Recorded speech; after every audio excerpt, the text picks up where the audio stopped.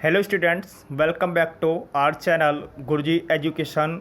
आज के वीडियो में we are going to know question answer of lesson number 5 the fundamental unit of life, जीवन की मौलिक इकाई। आइए देखते हैं।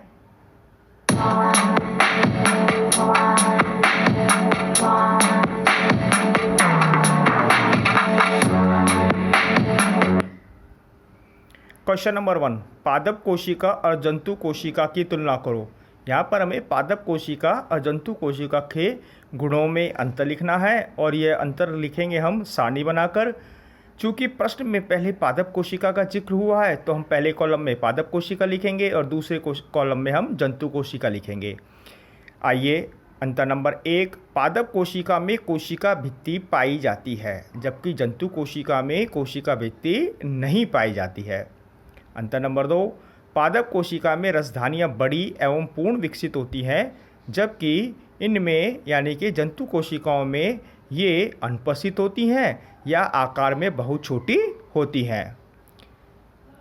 अंतर नंबर 3, पादप कोशिका में केंद्रक एक और होता है, क्योंकि जो रसधानी होती है इनका साइज इतना बड़ा होता है, इसके कारण से वो केंद्रक एक और खिसक जाता है, अर्थात परिधि की ओर खिसक जाता है, जबकि जंतु कोशिका में केंद्रक लगभग मध्य में होता है।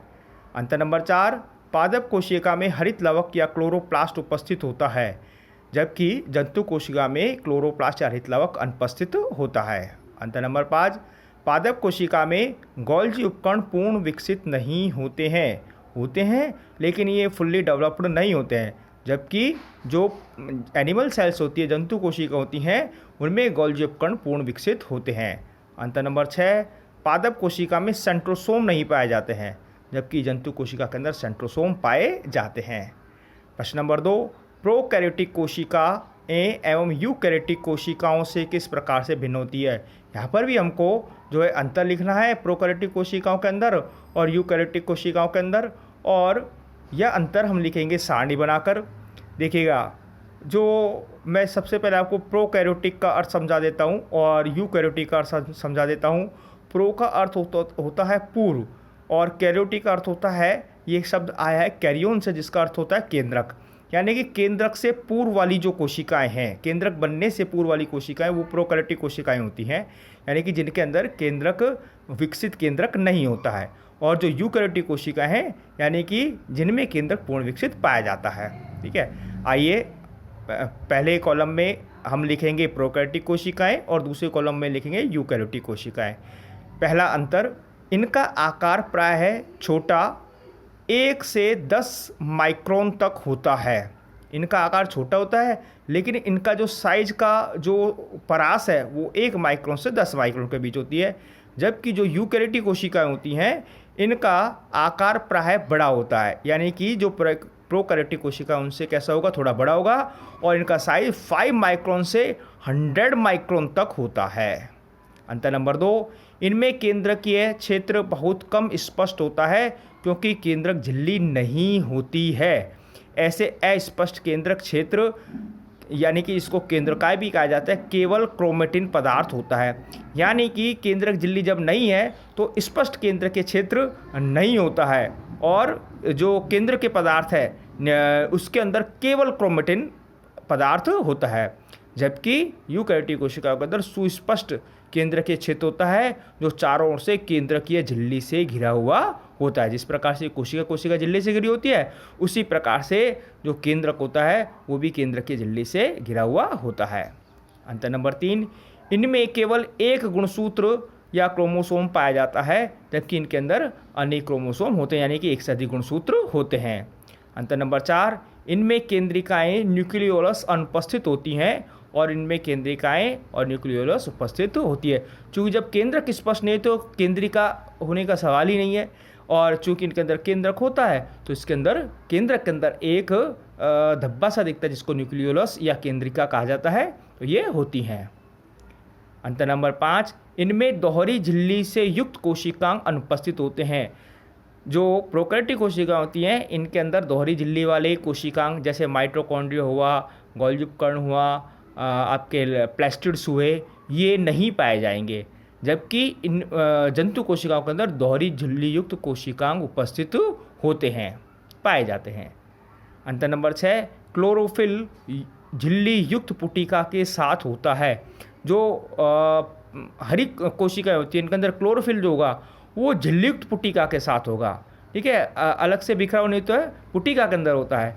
जबकि इनके अंदर क्लोरोफिल जो होता है वो प्लास्टिड यानी कि लवक के अंदर पाया जाता है। 7वां अंतर, इनमें कोशिका विभाजन विखंडन या मुकुलन के द्वारा होता है। जो प्रोकैरियोटिक कोशिकाएं, इनमें अगली कोशिका बनने का जो प्रक्रम है विखंडन या मुकुलन होता है। जबकि इनमें कोशिका विभाजन समसूत्री कोशिका विभाजन होता है। समसूत्री कौन सा होता है? समसूत्री कोशिका विभाजन पाया जाता है। इस प्रकार से ये प्रश्न पूरा हुआ।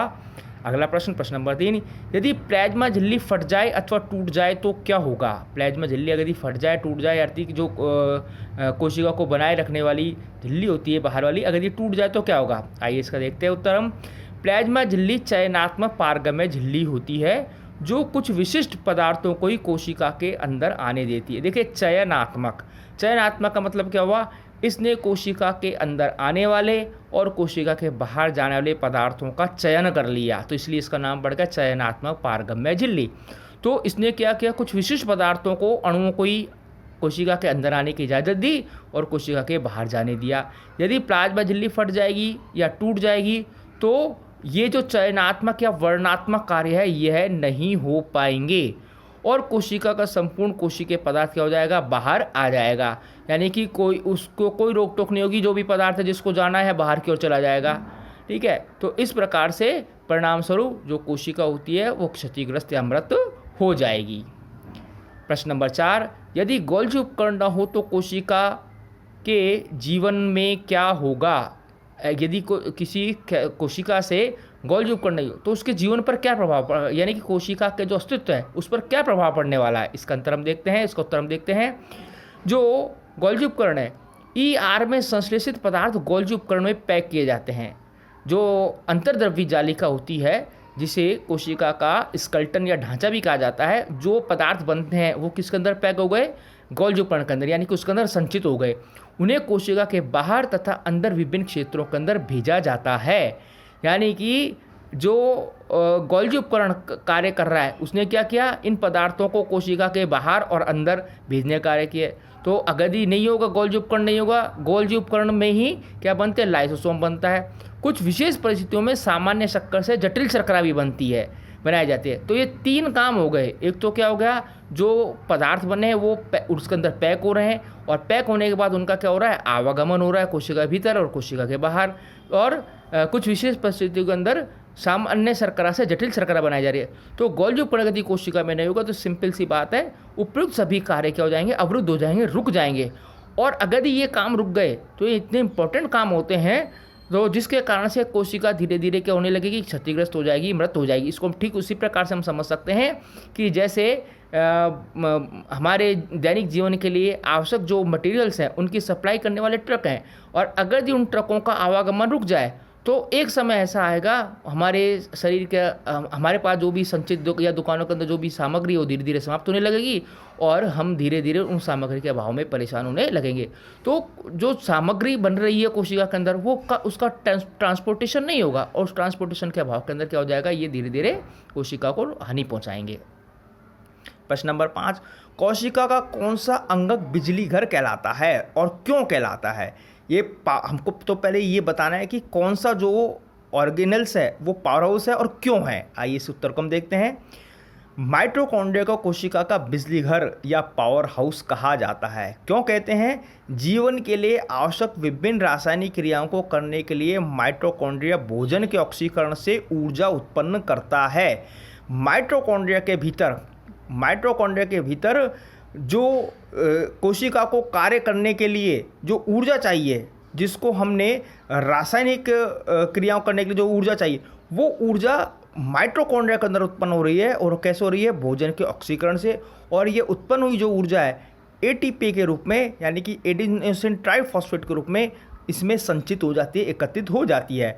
अतः ऊर्जा उत्पन्न करने के कारण से ही माइटोकॉन्ड्रिया को कोशिका का बिजली घर, power house of the cell कहा जाता है। अगर हम इस लाइन पूरी बात को एक लाइन में समझे, क्योंकि उसके अंदर ऊर्जा उत्पन्न हो रही है, इसीलिए इसको power house of the cell कहा जा रहा है। प्रश्न नंबर 6, कोशिका झिल्ली को बनाने वाले लिपिड तथा प्रोटीन का संश्लेषण कहाँ होता है। यानी कि अब ये पूछा जा रहा है कि कोशिका झिल्ली को बनाने में जो प्रोटीन्स और लिपिड काम आते हैं, ये कहाँ बनते हैं। देखिए, खुरदरी अंतर्द्रव्यी जालिका, जिसको शॉर्ट में RER, रफ एंडोप्लाज्मिक रेटिकुलम कहा जाता है, ठीक है। इनके ऊपर राइबोसोम्स पाए जाते हैं और राइबोसोम्स प्रोटीन संश्लेषण का कार्य करते हैं। संश्लेषण का मतलब बनाना, अर्थात जो ये बन रहे हैं, प्रोटीन बन रहे हैं, ये कहाँ बने ER के ऊपर बने, जबकि चिकनी अंतर्द्रव्यी जालिका यानी कि SER, स्मूथ एंडोप्लाज्मिक रेटिकुलम, वसा तथा लिपिड का संश्लेषण करती हैं। तो प्रोटीन बना RER में और वसा और लिपिड का निर्माण हुआ SER के अंदर। तो कहाँ बने ये, अंतर्द्रव्यी जालिकाओं के अंदर इनका निर्माण हुआ। प्रश्न नंबर 7, अमीबा अपना भोजन कैसे प्राप्त करता है।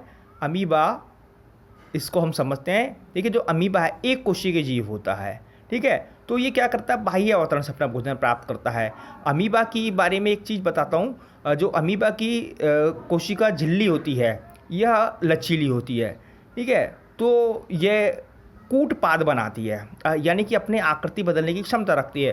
तो ये क्या बनाती है, कूट का मतलब झूठे, आभासी, तो आभासी पाद बनाती है। तो इन आभासी पादों के द्वारा ये भोजन ग्रहण करता है, और भोजन ग्रहण करने की जो प्रक्रिया है, इसको एंडोसाइटोसिस कहा जाता है। हिंदी के अंदर इसको अंतर्ग्रहण, एंडो का मतलब होता है अंदर की ओर, साइटोसिस का मतलब होता है लेना, यानी कि अंदर की ओर लेना। तो अमीबा एंडोसाइटोसिस की प्रक्रिया के द्वारा अपना क्या करता है, भोजन प्राप्त करता है। अमीबा अपनी लचीली कोशिका झिल्ली के द्वारा पादाभ विकसित करता है। इनको कूटपाद या पादाभ भी कहा जाता है, तथा ये भोजन को क्या कर लेते हैं, घेर लेते हैं और एक खाद्य दाने का निर्माण कर भोजन को अंदर की ओर ले लेता है। आइए इस चित्र के माध्यम से हम इसको समझते हैं। देखिए, यहाँ अमीबा का चित्र दिखाया गया है। आप देख रहे हैं, दो पादाभ दिख रहे हैं, तीर के निशान से दिखाए गए हैं, और खाद्य कण इनके बीच में फंसा हुआ है, ठीक है। तो ये पादाभ आपस में मिल जाएंगे और खाद्य दाने का निर्माण, यानी कि पादाभ दोनों आपस में जुड़ जाएंगे। जुड़ करके इन्होंने खाद्य दाने का निर्माण कर लिया, और जो भोजन है इस कोशिका झिल्ली से अंदर की ओर आ जाएगा। और जो ग्रीन कलर के आप देख रहे हैं खाद्य दानियाँ हैं, और भोजन, यहाँ पर भोजन का होता है पाचन होता है। इस प्रकार से अमीबा के अंदर एंडोसाइटोसिस की प्रक्रिया होती है। आइए अगला क्वेश्चन, परासरण क्या है। परासरण से पहले दो शब्द हैं मिलते जुलते, मैं आपको स्पष्ट करता हूँ अंतर, परासरण और विसरण। देखिए अंतर क्या है परासरण और विसरण के अंदर, दोनों के अंदर अणुओं की गति होती है, पदार्थ के अणुओं की गति होती है, ठीक है। विसरण के अंदर पदार्थ के अणुओं की गति स्वतः ही होती है। इसके अंदर भी पदार्थ के अणुओं की गति स्वतः होती है, लेकिन इसके अंदर जो अणु हैं उनके अणुओं को एक झिल्ली से होकर, जिसको हम अर्धपारगम्य झिल्ली या चयनात्मक झिल्ली कहते हैं, तो उससे होकर गुजरना पड़ रहा है। अगर पदार्थों के अणुओं की गति अर्धपारगम्य झिल्ली से होकर जल के अणुओं की गति अधिक सांद्रता से कम सांद्रता की ओर होती है, तो इस प्रकार की गति को परासरण कहा जाता है। हमेशा किसी भी पदार्थों के अणुओं की गति हो, किसी प्रकार की, चाहे विसरण में हो चाहे परासरण के अंदर हो, उच्च सांद्रता से निम्न सांद्रता की ओर होगी, ठीक है। तो इसकी परिभाषा क्या हुई, अर्धपारगम्य झिल्ली से होकर जल के अणुओं की अधिक सांद्रता से कम सांद्रता की ओर होने वाली गति, यानी कि जहां जल की अणुओं की सांद्रता उच्च है वहां से निम्न सांद्रता की ओर, कम सांद्रता की ओर गति कर रहे हैं, तो यह गति, इस प्रकार की गति परासरण कहलाती है। देखिए यहाँ पर एक चित्र के माध्यम समझने की कोशिश करते हैं। बीच में आपको कुछ एक टूटी फूटी दीवार सी दिख रही है, यह अर्धपारगम्य झिल्ली या चयनात्मक पारगम्य झिल्ली हुई। और अर्धपारगम्य झिल्ली के अंदर हमने पढ़ा है छिद्र होते हैं छोटे छोटे से, ठीक है। तो इन छिद्रों के माध्यम से ही अणुओं की गति होती है, क्योंकि चयनात्मक होती है। तो लेफ्ट साइड आप देख रहे हैं जल के अणु दिखाए गए हैं कुछ बॉल्स के रूप में, और ये यहाँ पर जल के अणु की सांद्रता अधिक है, ठीक है। तो और जो राइट साइड है, राइट साइड के अंदर जल के अणुओं की सांद्रता क्या है, कम है। तो जल के अणुओं की गति हो रही है किससे होकर, अर्धपारगम्य झिल्ली से होकर गति हो रही है। कहाँ है, उच्च सांद्रता से, left side to right side हो रही है, उच्च सांद्रता से निम्न सांद्रता की और हो रही है। तो यह गति क्या कहलाती है, परासरण कहलाती है। आइए प्रश्न नंबर 9, निम्नलिखित परासरण प्रयोग करें। इसने एक कुछ बताई है किस प्रकार से करना है। खिली हुई आधे आलू के 4 टुकड़े लो और इन चारों को खोखला करो जिससे कि आलू के अंदर कप बन जाए। यानी कि आलू को हमने लिया और उसके 4 टुकड़े किए और 4 टुकड़े करके उसको हमने किसी चाकू की सहायता से अंदर से भीतर से खोखला किया जिससे कि आलू के अंदर कप बन जाए, क्योंकि एक गुहा बन जाएगी, कप जैसी आकृति बन जाएगी, तो इसलिए कहा है कि आलू के अंदर कप बन जाए। इनमें एक कप में को उबले हुए आलू में बनाना है। यानी कि हमने क्या किया, 3 कप तो बनाए, किसके बनाए, कच्चे आलू के बनाए, और 1 कप हमने बनाया उबले हुए आलू का, यानी कि उसको खोखला करके उसी प्रकार से बनाना है। आलू के प्रत्येक कप को जल वाले बर्तन के अंदर रखना है। ठीक है, तो जब जल वाले बर्तन के अंदर रख देंगे तो उसके बाद क्या क्या काम करना है वो इसके अंदर लिखा है। पहला काम कप ए को खाली रखो, यानी कि 4 जो आलू काटे उनके हमने नाम रख दिए, कप ए, कप बी, कप सी, यानी खोखला भाग बन गया तो हमने उनके नाम रख दिए। तो कप ए को खाली रखना है, कप बी में 1 चम्मच चीनी डालनी है, कप सी में 1 चम्मच नमक डालना है, और डी उबले हुए आलू से, यानी कि जो उबले हुए आलू से कप बना है उस डी में 1 चम्मच चीनी हमको डालनी है। तो इस प्रकार से हमने कप ए, कप बी, कप सी और कप डी हमने तैयार कर ली है, और इनको हमने क्या रखा, पात्र के अंदर रखा जिसके अंदर जल है। इस प्रकार से चित्र के माध्यम से मैं आपको दिखाने की कोशिश करता हूँ किस प्रकार से। देखिए इस चित्र के अंदर आप देख रहे हैं आलू में परासरण। तो खोखला आलू को हमने कर लिया इसको काट के, और इस प्रकार से क्या बना, एक कप बन गया, और कप के अंदर हमने चीनी डाल दी, या उसमें प्रश्न में जैसे भी कहा है नमक का है, और ये प्रयोग हम चीनी के घोल से व नमक के घोल से भी कर सकते हैं, क्योंकि इसके अंदर लिखा हो शक्कर का घोल। सीधा नमक डाला जा सकता है या सीधा शक्कर डाली जा सकती है, या उसका विलयन बनाकर भी डाला जा सकता है। और हमने उसको किसी पात्र के अंदर, यहाँ पर पैटी डिश दिख रही है आपको कांच की, और इसको पैटी डिश के अंदर या किसी पात्र के अंदर हम इसको रख सकते हैं जिसके अंदर पानी रखा हुआ होता है। तो इस प्रकार से आप ए, बी, सी, डी और डी वाला जो आलू हम उबले हुए आलू का तैयार करते हैं। आइए देखते हैं अब इसमें क्या क्या पूछ रहा है, उत्तर दो।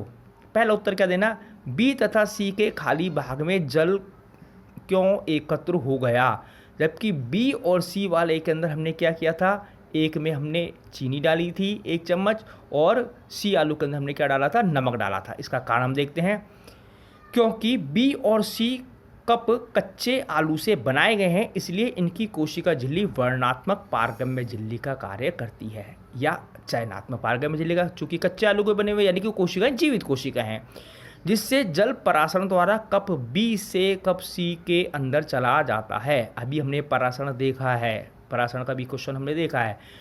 तो क्यों चला जाता है, इन कप के भीतर चीनी और नमक डालकर एक जल वाले बर्तन में रखा गया। ठीक है, एक कारण क्या हो गया कि वो जो आलू है, कच्चे आलू हैं, कच्चे आलू होने के कारण से वो कोशिकाएं जीवित कोशिकाएं, और जीवित कोशिकाएं हैं तो वो क्या कर रही हैं, उसकी कोशिकाएं झिल्ली अर्ध चयनात्मक पारगम्य झिल्ली या वर्णात्मक पारगम्य झिल्ली का कार्य करे। दूसरा, हमने उसके अंदर चीनी डाली या और नमक डाला, और नमक डाल कर हमने उनको किसी जल के पात्र के अंदर हमने रखा है। तो कप के भीतर जल के अणुओं की सांद्रता कम है, और कप के बाहर जल के अणुओं की सांद्रता क्या है, अधिक है।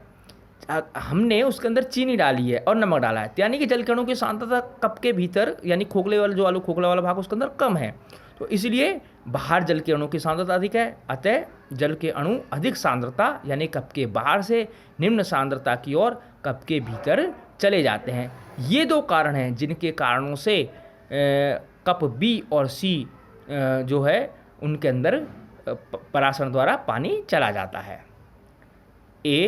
दूसरा, आलू का कप इस प्रयोग में क्यों महत्वपूर्ण है, ये इसका महत्वपूर्ण क्यों है, आइए हम इसका कारण जानते हैं। देखिएगा, जो आलू ए है, आलू ए का कप इस प्रयोग में इसलिए महत्वपूर्ण है क्योंकि यह कप दर्शाता है कि जब कोशिका को ऐसे माध्यम में रखा जाता है जिसमें बाहरी जल की सांद्रता कोशिका में स्थित जल की सांद्रता के बराबर हो, तो कोशिका झिल्ली से होकर जल के अणुओं की कोई गति नहीं होती है, क्योंकि कप ए को खाली रखा गया है।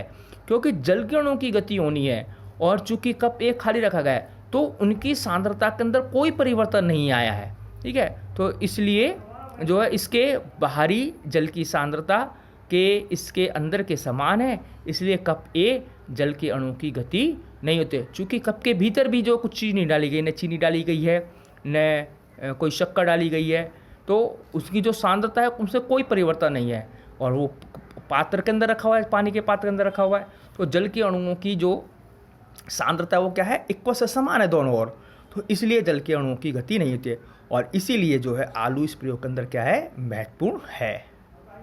आइए तीसरा प्रश्न, इसमें तीसरी बात क्या पूछता है, ए तथा डी आलू के खाली भाग में जल एकत्र क्यों नहीं हुआ, इसका वर्णन करिए। आइए देखते हैं इसके। देखिए कप ए जो है, कप ए तथा डी में जल एकत्रित नहीं हुआ, क्यों नहीं हुआ, क्योंकि दोनों ओर बाहरी जल की सांद्रता कपों में स्थित जल की सांद्रता के समान है, क्योंकि दोनों ओर कप के ए वाले में भी और डी वाले में भी। एक कारण तो यह है कि जल की सांद्रता क्या है, समान है, बराबर है। चूँकि जब तक सांद्रता में अंतर नहीं होगा तो तब तक जल के अणु की गति नहीं होगी, क्योंकि हमने अभी देखा था पिछले प्रश्न के अंदर। तो इस कारण से दूसरा, कप ए कच्चे आलू का था तथा भीतर खाली था, ये बात सही है। यानी कि कच्चे आलू होने के कारण उसकी कोशिकाएं वर्णात्मक पारगम्य झिल्ली का कार्य तो कर रही है, चयनात्मक पारगम्य झिल्ली का कार्य तो कर रही हैं, लेकिन जल के अणु की सांद्रता क्या है, समान है।